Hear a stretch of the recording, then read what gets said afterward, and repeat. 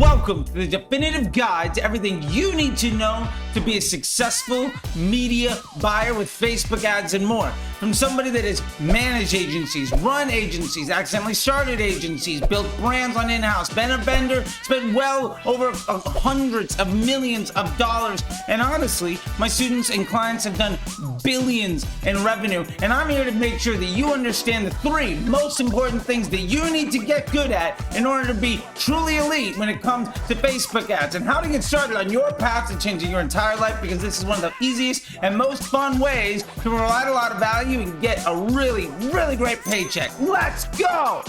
The most important thing as a media buyer, there's a lot of differing opinions, but I'm gonna go ahead and stake my claim as what is the most important thing. Honestly, know your job. And what I mean by that is, it is extraordinarily common where what is best for the client is not what's being asked for you. I can think of a very specific example, for instance, where our client was CBS television and I had a 7-figure daily budget. I did a really good job. Now, our objective was to reach about 75-80% of Americans roughly 2.5 times over a 3-day period to promote the launch of the Late Show with Stephen Colbert, Code Black, Supergirl, a lot of other shows during that launch. Anyway, here's the problem. We were given a 7-figure daily budget. Let's say it was $1 million.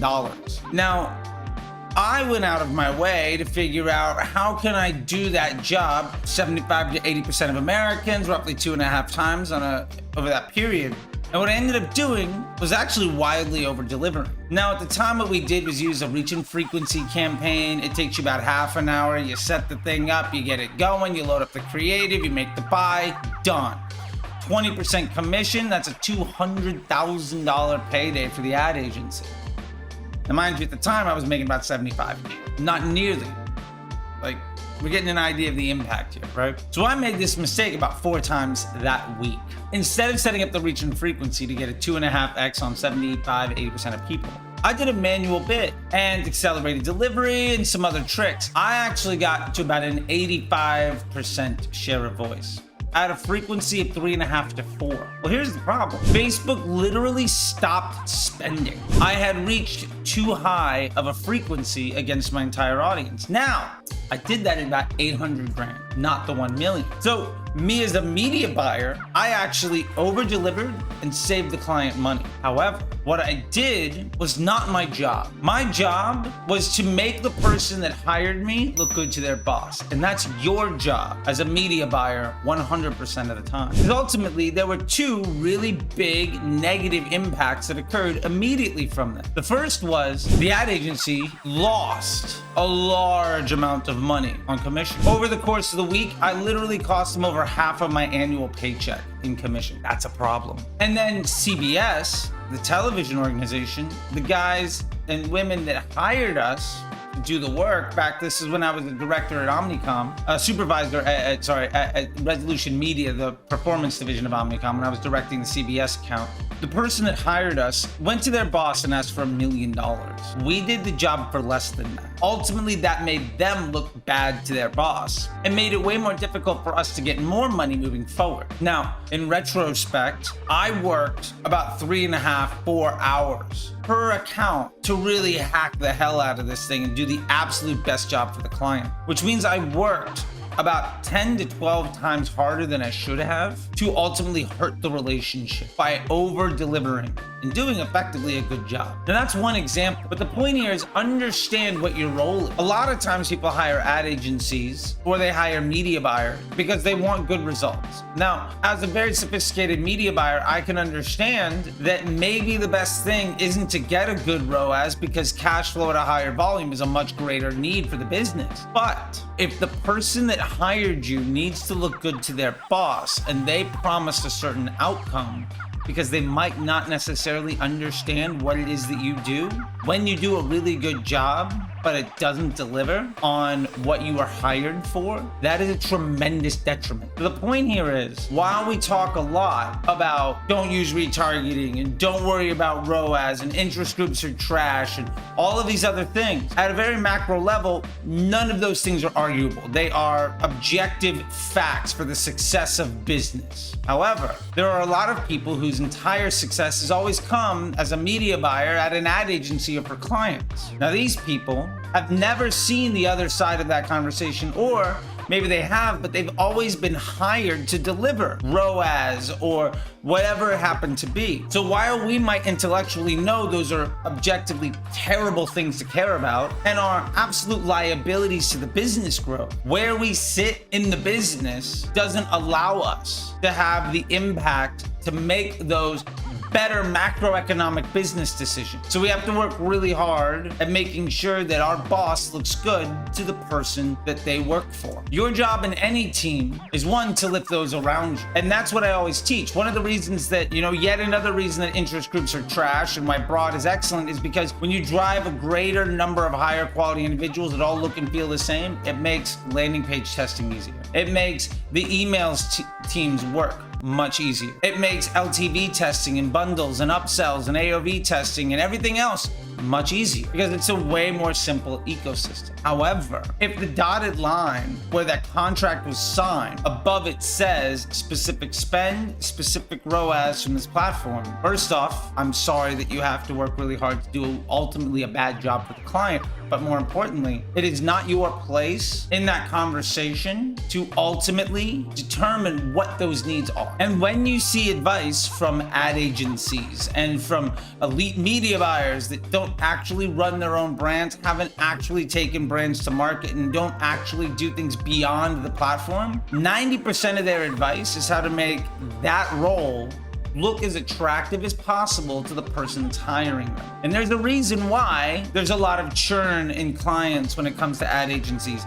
And there's a reason why some clients have to go to ad agency after ad agency after ad agency. And it very rarely has to do with the work ethic of the media buyer. It almost always has to do with the lack of alignment between the person that hired you and the person that hired them and what those goals are. So ultimately, the number one most important thing is to, one, read the tea leaves and try to figure out what's going on. But more importantly, prioritize the very specific task at hand. Now, me personally, I was fired from a lot of jobs. I never worked at an agency for more than 9 months. I never worked at an in-house at a brand for more than 2 years. And during that time, I was accidentally starting random agencies and working for myself all the time. And we'll get to that in a minute. But one of the values that I gained from that was repeated exposure to many different strategies, repeated exposure to many different types of problem solving, and repeated exposure to many different sides of that equation, which is why when you see me say specific things that might be considered controversial, or maybe they could be considered, counterintuitive or just contrarian, often it's because my experience shows me that the need of the media buyer very rarely is 100% aligned with the need of the brand. My focus is on building businesses and success to create jobs, stability, and confidence. The goal of a lot of media buyers working at agencies and a lot of agency owners is to look smart so that more people can hire them. But again, their objective with that client very rarely meets the business needs on a macroeconomic level. But as a media buyer, that is not your role. And I got fired left, right, and center a dozen times because I refused to accept that. Now, that worked out for me, but it was an extremely difficult path. So the first thing I really want to put on your roadmap here is know your job. Very specifically, how to get it done. And more importantly than that, how to do it in a way that makes the person that hired you look good to their boss. And then the real trick is figuring out how to do that work in less and less time with a more and more consistent outcome. When we say media buying is dead, it's because ultimately most of those moves have no impact on the profit and loss statement of the business. But as a media buyer, for you to prove your worth and to keep your job, those things are really important. The other side of this, though, that I do want to make you understand, you're rarely ever going to get promotions and pay raises as a media buyer.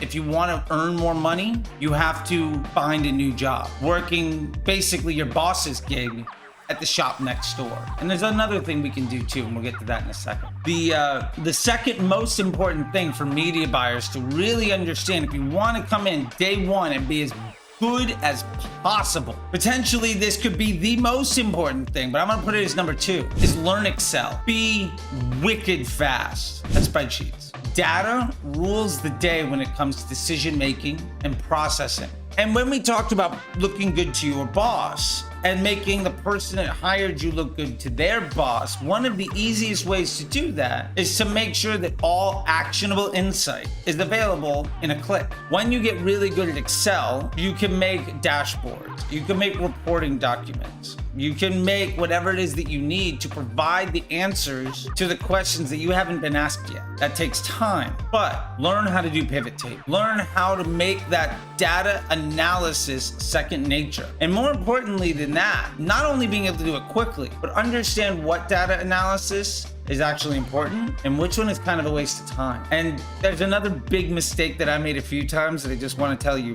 When you are doing a pivot table, never blend averages. Never say, well, my cost per result is all of these numbers and I put it in a pivot table, now it's this, because that's not actually the truth. Do the math if it's a cost per. Only use raw data and then make new columns to do the math for you, because averaging averages is a tremendous mistake. I've easily wasted a few $1 million learning that lesson. Now, when we're talking about learning Excel, there are really 3 things that you need to understand. One is pivot tables. Get really good at it. It's actually really, really easy to do. Go onto YouTube, figure it out. The second thing with pivot tables is the display of the information. Oftentimes I see reports from agencies where it's just a line. And then I say, okay, well, we did 17,000. Awesome. How did we get there? And it'll take a day or 2 for somebody to write me back an email to give me that answer. When you are giving an answer inside of a report or delivering information to somebody, what I highly recommend is that you have inside of your Excel spreadsheet or your Google Analytics or whatever it is that you're doing, Google Sheets or whatever, have a tab that is all of the right answers, but include how you got there in that document. That way, when somebody says, oh, we got to this, how? That answer is available. One of the most infinitely valuable things that you can bring to the table is an elimination of wasted time. Anybody can do the job of media buying because it's extraordinarily simple. It takes another level of thought process to be able to provide data that is actionable and access to answers in a quick fashion. So learn Excel. Number 2 in that list is, when we're talking about display of information and we're talking about everything else, one of the other things that's really important here is to make things aesthetic. Numbers inside of a spreadsheet are ugly as hell. So one of the things we can do is start to dominate color coding, make things work. Thick borders, non-thick borders. You don't need to spend a lot of time on it, but make a standard report that works for you. And when you make a standard report, next time you have to do one, you could literally just copy that standard report and replace the raw data. And then that report that took you 2 hours to do the first time takes you 10 minutes to do the second time. And you get really, really good and you're fast. Speed to data is one of, if not the most important access to growth when it comes to data analysis, which is, outside of creative direction, probably the most important skill that you can have as a media buyer. Some people are exceptional at creative. Some people are exceptional at data. If you're not one of those people, you're going to get passed by somebody who is. I personally favor the side of Excel because creative is great and I think it's tremendously powerful. But if you can't tell me based on data why a decision needs to happen and where to move, then we're just working off of your opinion. And your opinion is great, and it's one of many. When it's data, it's not an opinion. It's a fact. And there's a big difference that you see me often go off online with people inside of YouTube or Twitter or Instagram, where they give opinions. And they're not necessarily wrong, but the facts show the trend analysis to put their opinion into context. Data with context is infinitely more valuable. The last thing when it comes to learning Excel is a lesson I learned from one of my employees. Be the person that other people go to get answers when it comes to Excel. If somebody says, do you know how to do this? Raise your hand and say yes, and then figure it out. Because it's not just about figuring out Excel. When you are doing Excel or spreadsheets, Google Sheets, whatever, to solve problems, you're also getting exposure to what problems need to be solved. One of the reasons that I know that most of the advice I see from experts and gurus and agencies that require you to work really hard to get a better platform result actually is a complete waste of time is because I had to do all of the reports to measure the impact of everybody's work. When you're exposed to all of that information, because you're the one processing it, you're gonna get to know what everybody does and why. It's basically the mailroom version of data at an ad agency. So when you understand how to do all of the equations and how to set up answers for everybody, you're gonna meet more people, you're gonna put in more reps, and ultimately, you're gonna understand what data is actually really important and which data doesn't mean anything. Because believe me, when you work really, really hard at putting together a report and you present it and nobody gives a shit over and over again, you're gonna realize that that doesn't have any value. And when you see more and more people saying, this is how you hack that thing, you're gonna understand who actually knows what they're talking about. The last thing here, you're just starting out as a media buyer. Get a job, get a gig, get a paycheck, love it. Outside of that, get work, freelance alongside of it. Absolutely. Undercharge, over deliver, and stay busy. If you have more time on your calendar, you're charging too much. Charge $100 today and $200 tomorrow. I started out at $10 an hour.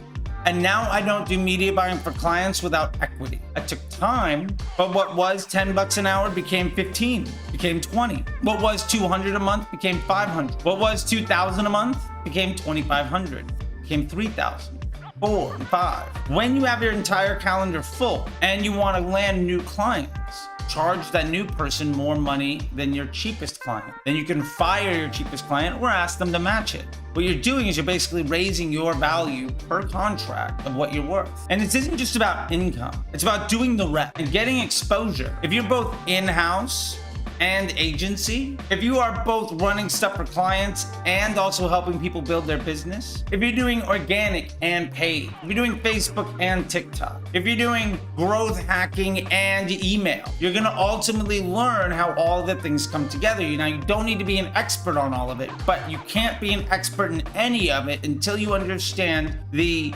impact of the work that you do. One of the biggest reasons that I call a lot of people out on their efforts to make Facebook ROAS as big as possible, and why they say, well, we're going to go off of interest groups and lookalikes because they work better. Because I know, having run all of the other teams, having done all of the other work, having written all of the reports for everybody else, and having done enough reps in agency, at Facebook marketing partners, for vendors and in-house at brands and clients, and helped people along the way below me reach greater success, which I literally spend hours every single day helping people solve problems and making them better, which gives me the reps on a daily basis for people around the world. That exposure will give you context to your results and to your thinking. And so when these people talk about, well, this is how you make Facebook look good, this is how you make Facebook look good, I know that that's actually terrible advice for the business owner. And there's context to these decisions. Now, maybe that agency owner knows their job and they're just trying to look good to the person that hired them. Maybe they know how to do Excel, but if they were really good at it, they'd be able to prove to that business owner why their objective might not actually be the best thing for them. And then they become infinitely valuable because you are having a conversation instead of a media buyer as a marketing director, as a CMO, because you're able to now take data in and prove why 1.5x ROAS at $2,000 a day is way better than a 3x ROAS at $500 a day. Now, intellectually, we might know that, but how do you prove it with data? And how do you prove that this ROAS on Facebook is too high, or this interest group doesn't move anything on the profit and loss statement, so it's just a waste of time? That information is only ever gonna come from doing the work. That exposure and confidence is only gonna come from repeated failure, stress, and exposure to the reps. Do the work over and over again. And honestly, if you do that for a year or 2 years, it's extraordinarily unlikely that you won't be making as much or twice as much working for yourself as what any agency will pay you to do the job. The average media buyer in an agency right now is making between $45,000 and $60,000 a year. That's a really good living. Probably getting benefits, etc. If you get 3 people to pay you $2,000, that's $70,000. If you get 4, maybe you get a couple at 25 or 3, you're making $100,000. And at $100,000, you can buy your own damn insurance. So the point is, know your job, learn Excel, undercharge, over deliver, and stay busy until you are your own boss. And work the reps. And there's no reason why anyone within a year can't be making 6-figure income. With that being said, YouTube thinks that you might like some of this stuff here, and go ahead and subscribe, ring the bell, all of that stuff. Hit the announcements tab so you don't miss a single one of these things. And until next time, I'll see you on the internet. All right? Bye.